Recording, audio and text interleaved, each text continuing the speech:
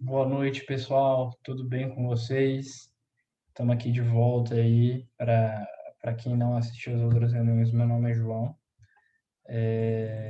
Hoje a gente vai falar de um tema muito importante também. Porém, acho que de todos os temas de eletrocardiograma que a gente já comentou nas últimas reuniões, ele vai ser de todos os temas vai ser o tema mais sucinto e mais brando possível, até porque a gente não vai estar comentando de muitas entidades, tá bom? A gente vai comentar sobre as bradiarritmias. O que são essas bradiarritmias? São arritmias que cursam com uma frequência cardíaca abaixo de 50 batimentos por minuto, ok?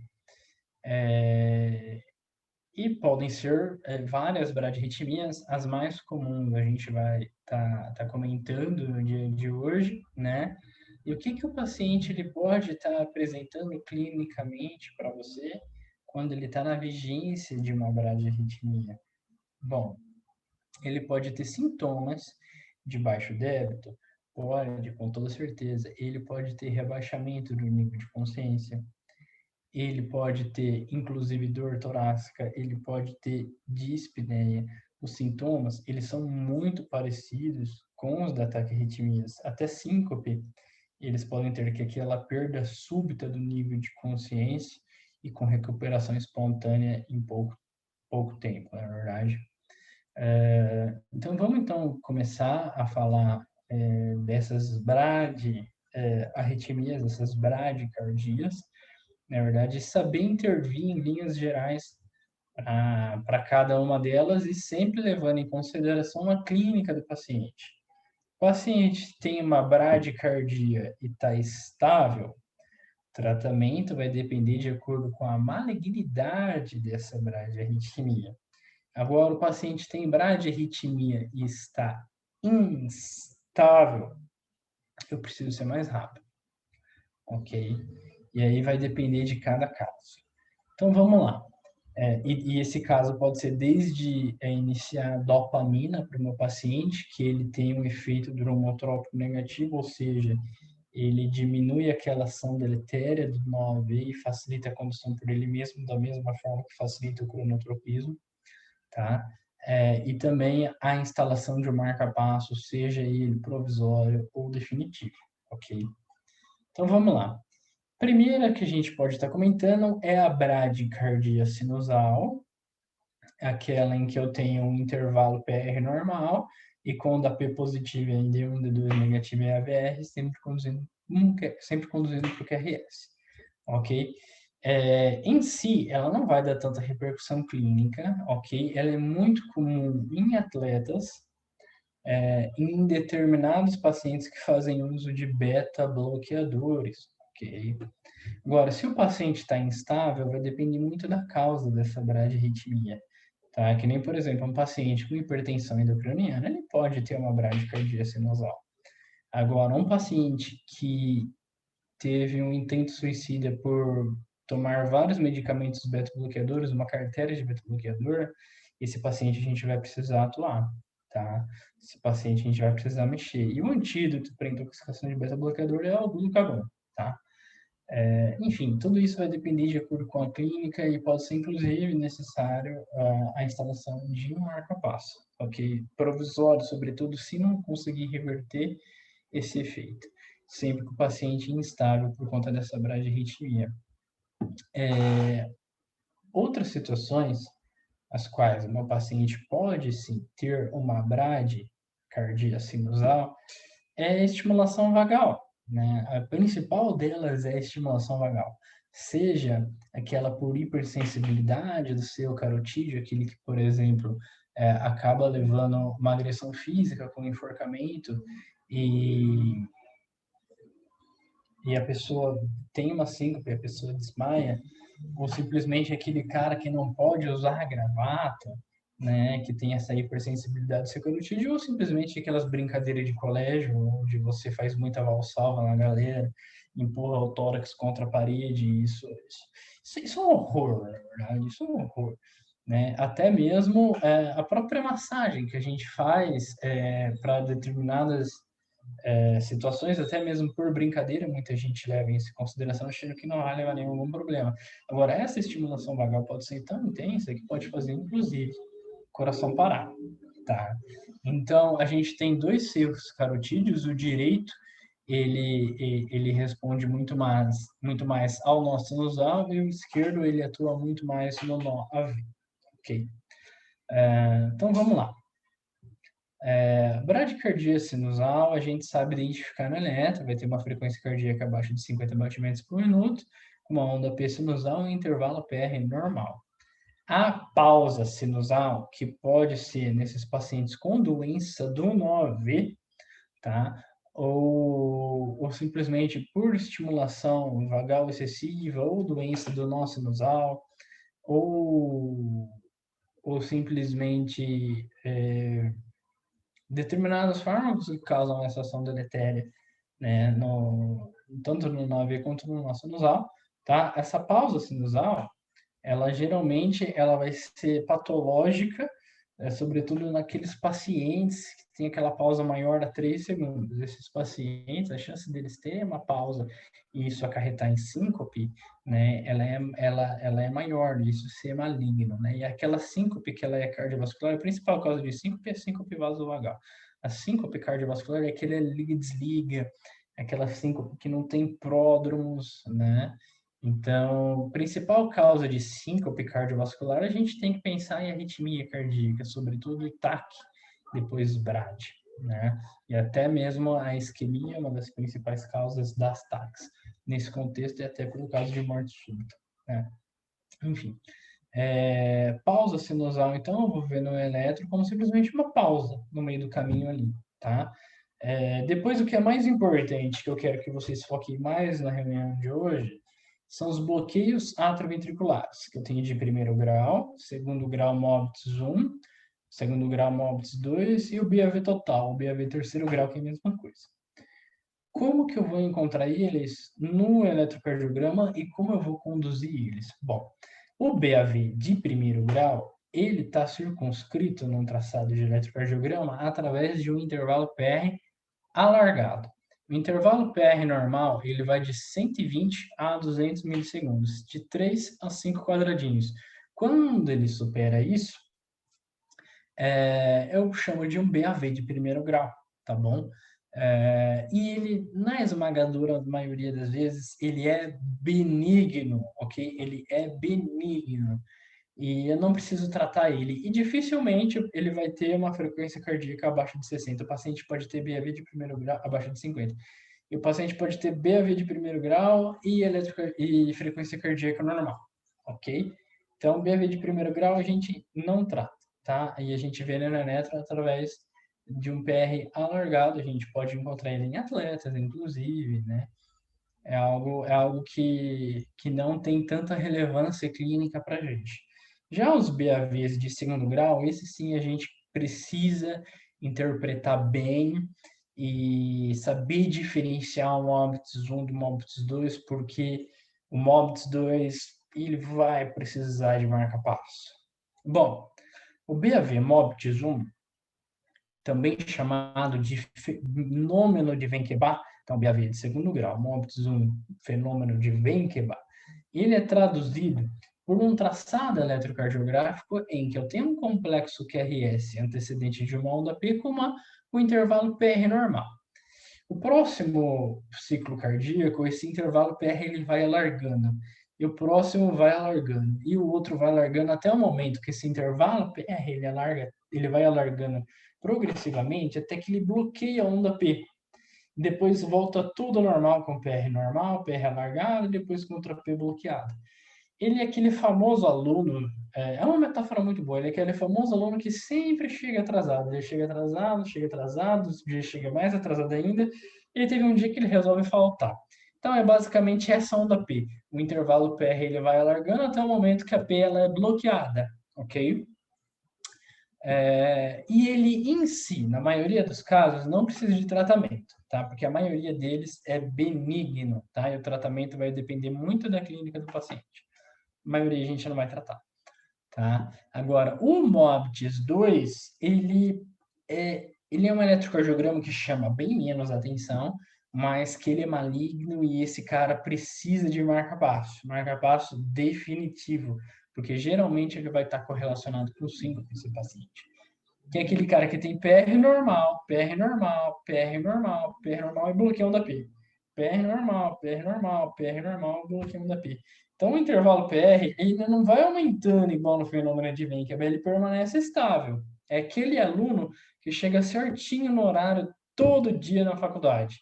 E aí teve um dia que ele resolve faltar, tá? Então, esse é o MOBITS 2, BAV de segundo grau, MOBITS 2, ou também chamado 2 para 1, tá? Então, esse cara precisa de tratamento. Já o BAV de terceiro grau, o BAV total, ele é um eletrocardiograma muito bonito, tá? Bem bacana de ver, às vezes é difícil a gente diferenciar, mas em si é aquele eletrocardiograma em que o paciente tem uma dissociação AV. Significa que nenhum pulso originado acima do meu 9, acima do meu feixe de risco, conduz para o ventrículo. Tá? Significa, eu tenho o nó sinusal disparando aí, que vai me dar a minha frequência entre 50 e 100, mas nenhum impulso deles passa para o ventrículo. Tá? Então, é natural que exista um marca-passo ectópico na vigência desse BAVT. E esse marca-passo ectópico ele pode ser na junção AV ou no miocárdio ventricular. Quanto mais longe do feixe de His, mais largo é o complexo QRS. Tá? Então, geralmente a frequência cardíaca está lá embaixo, a frequência cardíaca está lá em 30 batimentos por minuto. Tá? E como é que eu vou ver isso num eletrocardiograma? Eu vou ver a dissociação AV. Eu vou ter uma frequência PP distinta de uma frequência RR. Ou seja, eu tenho uma frequência atrial distinta de uma frequência ventricular. Eu vou ter uma frequência atrial que vai de 50 a 100, porque é originado pelo nosso nasal, e eu vou ter uma frequência ventricular que vai oscilar entre 30 e 45 batimentos por minuto, que geralmente é essa frequência cardíaca do escape ventricular. Esse paciente vai precisar de marca-passo, tá? Mas eu vou colocar provisório ou eu vou colocar permanente? Depende. A principal causa do BAVT é a origem isquêmica, por isquemia de artéria nodal, a artéria que irriga o nó AV, ok? Em 60% das pessoas, ela é tributária da coronária direita. Em 40% das pessoas, ela é tributária da artéria circunflexa. Tá? Então, quando tem isquemia dessa artéria, seja por infarto agudo do miocárdio ou por claudicação de artéria nodal, né, o meu 9 vai sofrer. E aí vou ter o BAVT. Tá? Também pode ser um pós-operatório de troca valvar aórtica, seja ela aberta ou por TAV. É mais comum por TAV, que é aquele procedimento hemodinâmico que você implanta a válvula aórtica ali, a prótese valvar ali. Tá? E também tem causas congênitas, como lúpus materno, né? Esclerodermia, né? Enfim, o paciente vai precisar de marca-passo. Quando a causa é isquêmica ou por troca de válvula aórtica, a gente deixa o marca-passo provisório, tá? Quando não é, a gente obrigatoriamente vai fazer o definitivo. Também a intoxicação medicamentosa, a gente vai estar utilizando o marca-passo provisório, além de estar suspendendo as medicações que levaram esse quadro, tá? A gente vai mostrar uns traçados daqui a pouco e mostrar um eletro de marca-passo, ok? A qual a gente vai ver a espícula bem bonitinha, o QRS largo. Daqui a pouco a gente vai entender o porquê. Bom, primeiro eletro, a gente tem um ritmo supostamente sinusal, não sei quais são essas derivações, mas eu tenho P que conduz QRS, tá? E do nada eu tenho uma pausa sinusal, ok? Próximo eletro, olha que bonitinho, o intervalo PR alargado. Tracem uma linha aqui do início da onda P até o início do complexo QRS, e vocês vão ver que o intervalo PR ele está alargado, tá bom? Mais que 200 milissegundos, mais que 5 quadradinhos, tá? E ele não muda de um ciclo cardíaco para o outro. Próximo eletro é um eletro muito bonito, tá? A gente tem aqui um intervalo PR normal, um intervalo PR que vai alargando, alargando, até o momento que eu bloqueio uma onda P. E depois volta tudo normal com o intervalo PR normal, que vai alargando, alargando, alargando, alargando, e bloqueia outra onda P e volta ao normal. Qual bloqueio havia isso? Esse é o bloqueio AV de segundo grau, Mobius 1, também chamado de fenômeno de Wenckebach. Ele é benigno na maioria das vezes. Já esse outro traçado, ele é um traçado muito interessante. E esse traçado, a gente precisa levar em consideração e colocar o paciente na lista para colocar o marca-passo, tá? Eu tenho aqui, olha V6 longo, tá? Todas essas derivações são longas, mas olha V6 que está bem bonito. PR normal, PR normal, PR normal. Opa! Bloqueei uma onda P aqui. PR normal, PR normal, PR normal. O intervalo PR ele não muda. Aqui, ó, bloqueei uma onda P. Esse é o BAV de segundo grau Mobius 2. Esse cara vai ganhar uma marca-passo. Já esse paciente aqui é um eletro muito bonito. Esse eletro é algo que realmente é bonito de ver. Vocês verem, primeiro de tudo, vamos traçar uma. Eu costumo usar compasso, eu viciei no compasso para ver eletro de BAVT. Mas olha, existe uma frequência PP, eu não sei se vocês conseguem ver meu mouse, mas existe uma frequência PP, tá? Que vai aqui do D2, ó, tem uma P aqui, outra P aqui, outra P aqui. Se a gente pegar um compasso, vai ver que são completamente regulares, tá? E ó, isso aqui é uma P circunscrita na onda T, outra P, outra P. Olha a P que caiu em cima da minha onda T. Isso é uma dissociação, significa que nenhuma dessas ondas P's estão conduzindo QRS. Além disso, eu sei que meu escape é juncional, porque o meu QRS ele é estreito, ok? O que chama atenção além disso nesse eletro? Supra de ST em parede inferior, tá?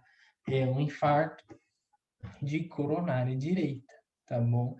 E que, com certeza, ela a artéria nodal é tributária dela e causou isquemia desse nó AV, beleza?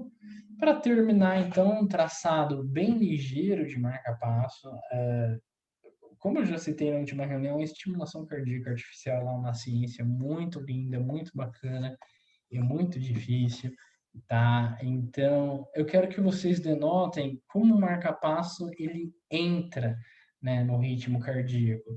E eu tenho aqui um QRS estreito, intervalo PR normal, uma Tzinha negativa, mas eu não sei que derivação é essa para saber se é normal ou se é alterado. Depois o marca-passo ele começa a entrar. Como que eu sei que ele começa a entrar? Eu tenho uma espícula que antecede o QRS. Ó, isso aqui, ó, esse tracinho aqui são espículas que antecedem o complexo QRS.